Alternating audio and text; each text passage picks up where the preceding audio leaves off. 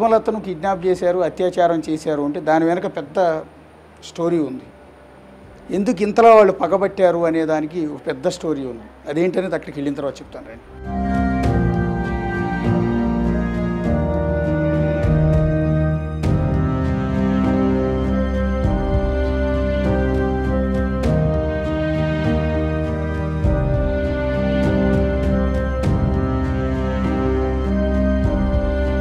ఈ వెనక కనిపిస్తున్నదే పద్మలత నివాసం. అంటే 1986 డిసెంబర్ 22వ తేదీ ఆమె మిస్ అయ్యే వరకు ఇదే ఇంట్లో ఉంది. ఈ ఇంట్లోంచి ఆమె ఎస్డిఎం కాలేజీలో చదువుకోవటం కోసం లంచ్ బాక్స్ కూడా తీసుకుని ఎక్కడి నుంచే బయలుదేరింది. ఆమె కాలేజీకి వెళ్ళే ముందు తండ్రి దేవానంద్ అండ్ తల్లి ఇద్దరు కూడా ఆమెకి టాటా చెప్పారు. ఎక్కడి నుంచి నవ్వుతూ బయలుదేరిన పద్మలత ఆ తర్వాత ఇంటికి తిరిగి రాలేదు. అప్పట్లో పద్మలత ఉన్నప్పుడు ఈ ఇల్లు కలకలాడుతూ ఉండేది వాళ్ళందరితో. వాళ్ళ అక్క చెల్లెళ్ళు, తల్లి తండ్రి, హ్యాపీ ఫ్యామిలీ. ఈ పచ్చటి ఈ పర్యావరణంలో హ్యాపీగా బతికేవాళ్ళు వాళ్ళంతా కూడా. వాళ్ళు ఊహించలేదు ఇంత పెద్ద దారుణం జరుగుతుంది, ఇంత పెద్దటి దారుణానికి తమ కూతురు గురవుతుందని తల్లిదండ్రులు అనుకోలేదు. తనకి ఇంతటి భయంకరమైన చావు వస్తుందని పద్మలత కూడా ఎప్పుడు అనుకున్నాడు. సో ఏమీ చేయని పాపానికి ఆమె టార్గెట్ అయింది, ఆమె ప్రాణాలు కోల్పోయింది. అది కూడా మామూలు మరణం కాదు, అత్యంత భయానకమైన హత్యకు గురి కాబడింది పద్మలత. సో పద్మలత నివాసం లోపల ప్రస్తుతం ఎవరు మనుషులు లేరు. ఆ తర్వాత తండ్రి చనిపోయిన తర్వాత ఇల్లు ఖాళీ చేసి ఇక్కడ నుంచి వెళ్ళిపోవడం అనేది జరిగింది. పద్మలతకు సంబంధించిన గుర్తులన్నీ ఈ ఇంట్లోనే ఉన్నాయి. సో ఆ తర్వాత తండ్రి చనిపోయిన తర్వాత ఈ ఇల్లు ఖాళీ చేశారు. ఇక్కడ నుంచి వాళ్ళంతా కూడా వెళ్ళిపోవటం అనేది జరిగింది. సో ఈ పద్మలత మరణం అప్పట్లో అతిపెద్ద సంచలనం.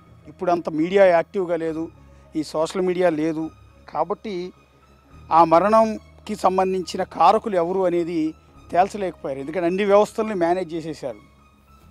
సో బయట ప్రపంచానికి తెలియకుండా తొక్కేశారు. కానీ తల్లిదండ్రులు ఇద్దరు కూడా తమ బిడ్డకి న్యాయం చేయాలని ఎన్నో ఏళ్ళు పోరాటం చేసినా కూడా వాళ్ళ పోరాటం వృధానే అయింది తప్ప ఎక్కడా కూడా వాళ్ళకి న్యాయం జరగలేదు. చరిత్రలో జరిగిన ఒక దారుణాల్లో ఇది అత్యంత భయంకరమైన దారుణం.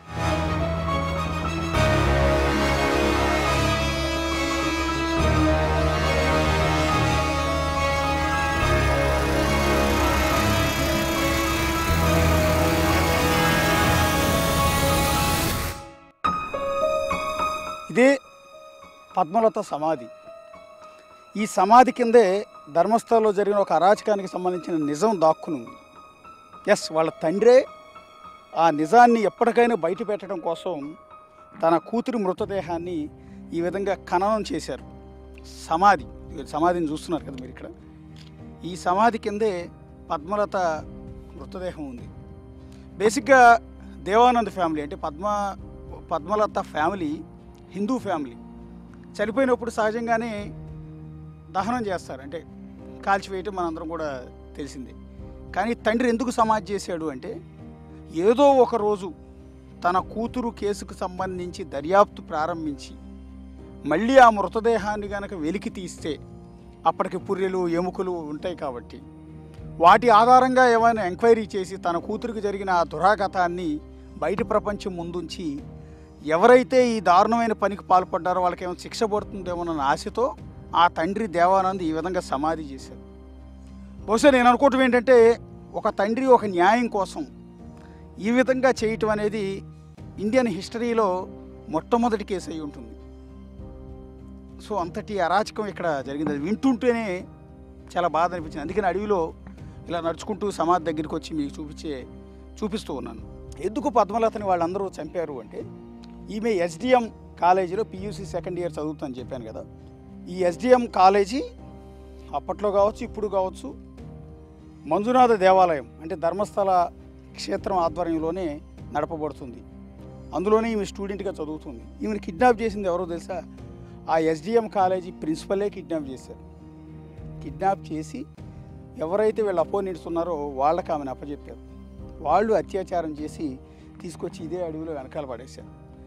సో ఇంతకీ ఎందుకు కిడ్నాప్ చేసి ఏమైనా అత్యాచారానికి పాల్పడాల్సి వచ్చింది అంటే ఇక్కడ ఈమె తండ్రి దేవానంద్ లోకల్గా కమ్యూనిస్ట్ లీడర్. సో అప్పట్లో ధర్మస్థల క్షేత్ర నిర్వాహకులైన వీరేంద్ర హెగ్డే అండ్ ఫ్యామిలీకి వ్యతిరేకంగా కొన్ని యాక్టివిటీస్ చేసేవారు. అలా చేస్తున్నప్పుడు వాళ్ళకి మధ్య ల్యాండ్ డిస్ప్యూట్ అనేది కొంత ఉంది. ఎందుకంటే వీళ్ళ ఇంటి పక్క నుంచి ఉన్నదంతా కూడా మంజునాథేశ్వర ఆలయ ట్రస్ట్కి సంబంధించింది. అంటే వీరేంద్ర హెగ్డే ఫ్యామిలీకి సంబంధించిన ప్రాపర్టీస్ అన్నీ ఉంటాయి. ఎంటైర్ ధర్మస్థలంలో దాదాపు 90% వాళ్ళ కిందే ఉంటుంది. అందులో కొంత ల్యాండ్ వాళ్ళ దాంట్లో కలుపుకోవడానికి అడిగితే ఆయన ఒప్పుకోలేదు. అక్కడి నుంచి వివాదం మొదలైంది. బేసిక్గా కమ్యూనిస్ట్ లీడర్ కాబట్టి ఆయన కొంత అగ్రెసివ్గానే రియాక్ట్ అయ్యారు. వాళ్ళ బెదిరింపులకి ఎక్కడా కూడా లొంగలేదు. ఇక రెండోది, అప్పట్లో రాజకీయాల్లో ఇక్కడ ఎవరు కూడా పోటీ చేయడానికి ముందుకు వచ్చేవాళ్ళు కాదు. సో వీరేంద్ర హెగ్డే ఫ్యామిలీని ఎదిరించి ఎవరూ పోటీ చేయడానికి సాహసించేవాళ్ళు కాదు. కమ్యూనిస్ట్ లీడర్ అయిన దేవానంద్ పంచాయతీ ఎలక్షన్లో పోటీ చేయాలని భావించారు, పిలుపునిచ్చారు, పోటీ చేశారు. కానీ నువ్వు విత్డ్రా కావాలి, నువ్వు పోటీ చేయడానికి వీల్లేదని వాళ్ళు బెదిరించారు. బెదిరించినా కూడా ఆయన లొంగల. ఆల్రెడీ వారికి మధ్య ల్యాండ్ డిస్ప్యూట్ ఒకటి ఉంది. రెండోది, ఎన్నికల్లో పోటీ చేస్తే ఇక్కడ మనకు ఒక అపోనెంట్ టీం తయారవుతుందన్న ఉద్దేశంతో నీ కూతుర్ని చంపేస్తామని, నిన్ను చంపేస్తామని బెదిరింపు మెసేజ్లు కూడా అప్పట్లోనే వాళ్ళకి ఒక మనుషుల చేత పంపించారు. అయినా కూడా ఆయన లొంగల. కానీ ఇంతటి ఘాతుకానికి పాల్పడతారని మాత్రం ఆయన ఎక్స్పెక్ట్ చేయలే. సో చివరికి కూతురిని ఈ విధంగా సమాధిలో చూసుకోవాల్సిన పరిస్థితి వస్తుంది, కూతురి డెడ్ బాడీని అడవిలో చూసుకోవాల్సిన పరిస్థితి వస్తుందని ఆయన ఎక్కడా కూడా ఎక్స్పెక్ట్ చేసి ఉండడు. ఎక్కడా నేను పోరాటం చేస్తున్నాను కాబట్టి ఆ పోరాటంలో విజయం సాధిస్తాను అనుకున్నాడు తప్ప, కానీ ఇంత పెద్దవాళ్ళకి ఎదురెళ్తున్నాను, నా కూతురు ముక్కుపచ్చలారని జీవితం నాశనం అయిపోతుందని బహుశా దేవానంద్ ఆ రోజుల్లో ఎక్స్పెక్ట్ చేయలే.